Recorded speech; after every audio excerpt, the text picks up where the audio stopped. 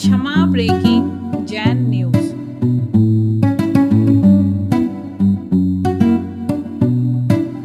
School जो आज स्कूलों में जो जाने की परंपरा है वो अलग है। पहले कैसी होती थी, वहाँ पर मास्टर लोग जो होते थे तात्कालिक पढ़ाते थे और जो होमवर्क देते थे घर करने की बात नहीं, इतना ही करो, पूरा करके जाना है। और विषय दिया जाता था याद करो, याद करो, और याद करके क्या करना है, तुम्हें सुनाना है। तो हम क्या है थे कि हम शरीर से, उम्र में तो हमसे थोड़े से लोग एक एक दो साल बड़े भी थे, शरीर में भी हमसे बड़े, और हम छोटे क्योंकि कद में थोड़ा सा हमारा कद छोटा था।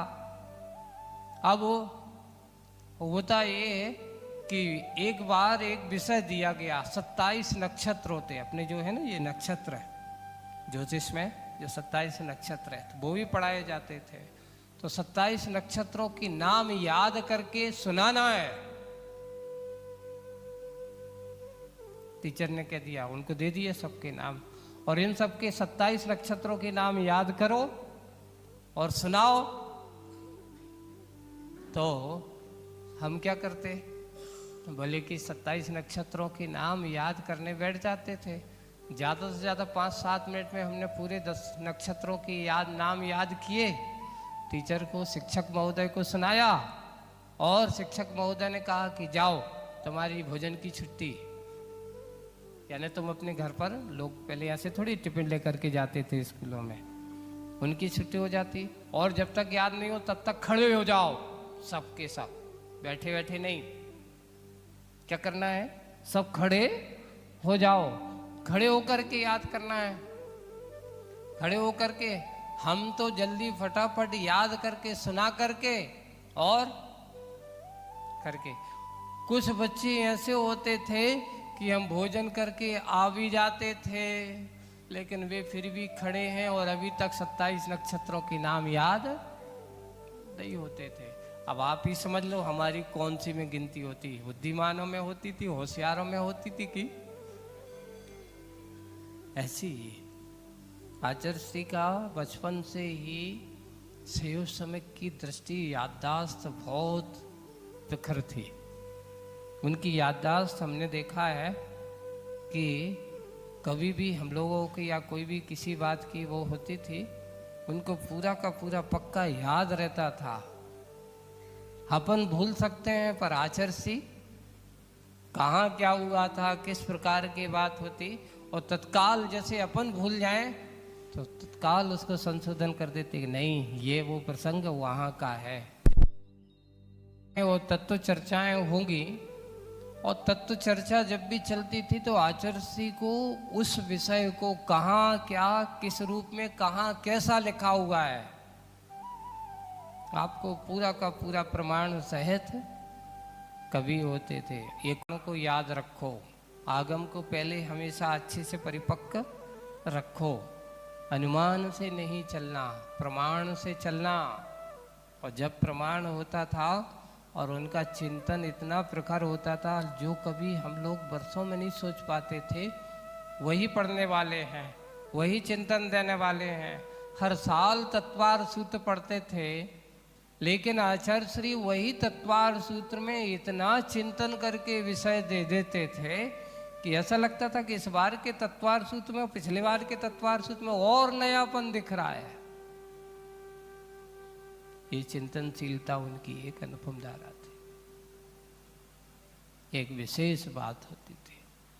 बस वही बात है कि आज पूज्य आचार्य भगवान का जो चिंतन, जो उनका ज्ञान, जो उनके अंदर की एक कहना चाहिए स्वाध्याय की परंपरा उन लोगों ने जो हम लोगों को सौंपी है, वो परंपरा हमेशा अगर हम सब बनाए रखें तो कभी भटकन तो हो ही नहीं सकती। पहले आप लोग देखो, पहले लोग महाराज लोग यहाँ विहार करते थे, है ना, और वह आगमन हुआ, और यहाँ पर लोगों को अगर सही मुनियों का परिचय कराया है आज वर्तमान में अगर मुनियों के सही स्वरूप का ज्ञान कराया है, कहीं पर भी कोई दीक्षित हो गया होगा, अगर आज सर्वे किया जाए तो कहीं ना कहीं वो ये कहेगा कि मैंने पूज्य आचार्य भगवान के पास गया था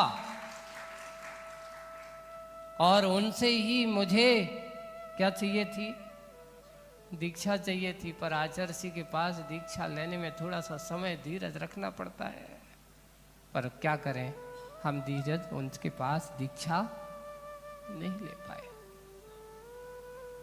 कई बिल्कुल जितने भी हमारे बड़े बड़े महाराज जो आज वर्तमान में मुनि हैं और बड़े बड़े दिग्गज हैं, अच्छे बड़े बड़े आचार्य हैं, कहीं ना कहीं उनका संबंध आचार्य जी से जुड़ा जरूर है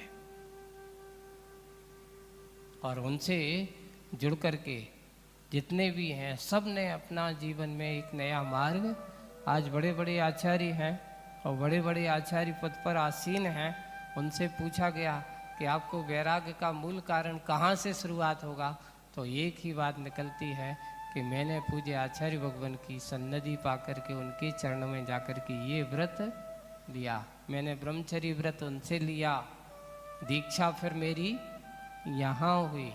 कितने लोगों के नाम गिनाऊं, ऐसे बहुत सारे नाम हैं। तो आज अपनी बात को यहाँ इसलिए कह रहा हूँ कि वास्तविक यही जीवन है सही। एक आचार्य जी के जीवन का नाटक है और एक हम सब लोगों का नाटक है। नाटक करते लोग अपन कहते हैं नाटक ना करो, नाटक करते अपने अंदर के भावों की प्रस्तुतियों को प्रस्तुत करना, ये भी एक नाटक है। आप घर में जाते हो, घर में आप जाते हो, जाकर के कोई तुमसे पूछता है तो आप अपनी प्रस्तुति, आप अपने अंदर के भावों को प्रदर्शित करते हो, उनको बताते हो, समझाते हो, समझा करके सामने वाला समझ जाता है, लगता है आपकी प्रस्तुति अच्छी थी।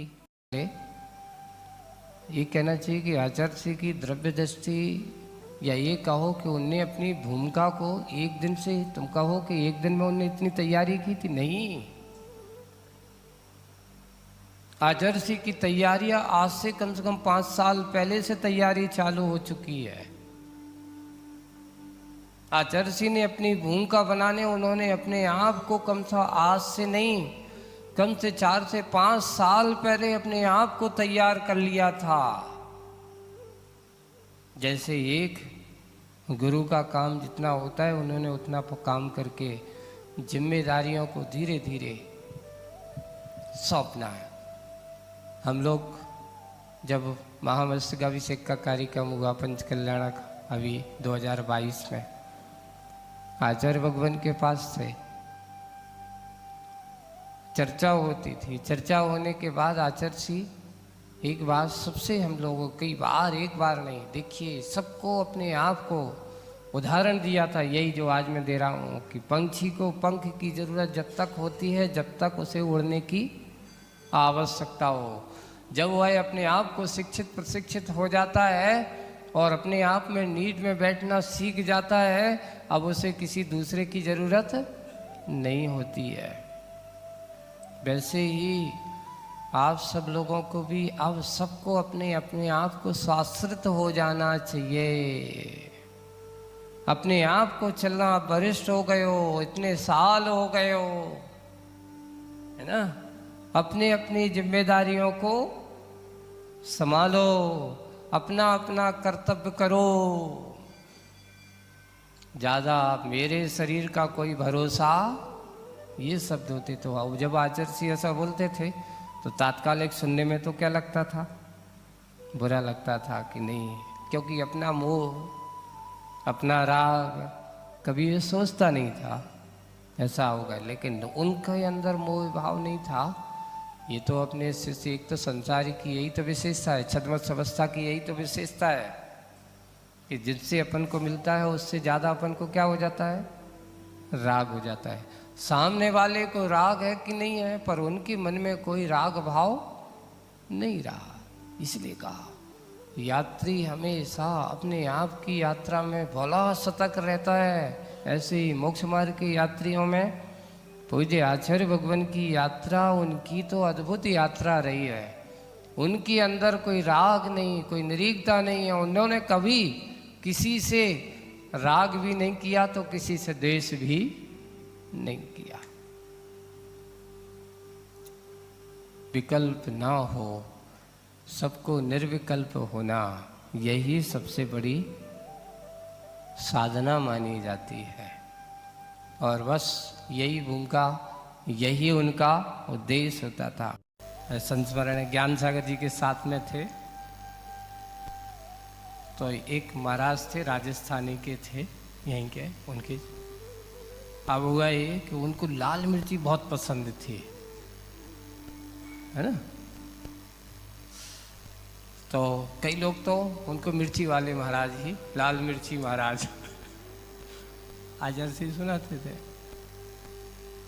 तो वहाँ गए तो वो जाते, तो अब आदमी को एक सीमा रहती है कि भाई कितनी मिर्ची देना है, वो उसने मिला दी।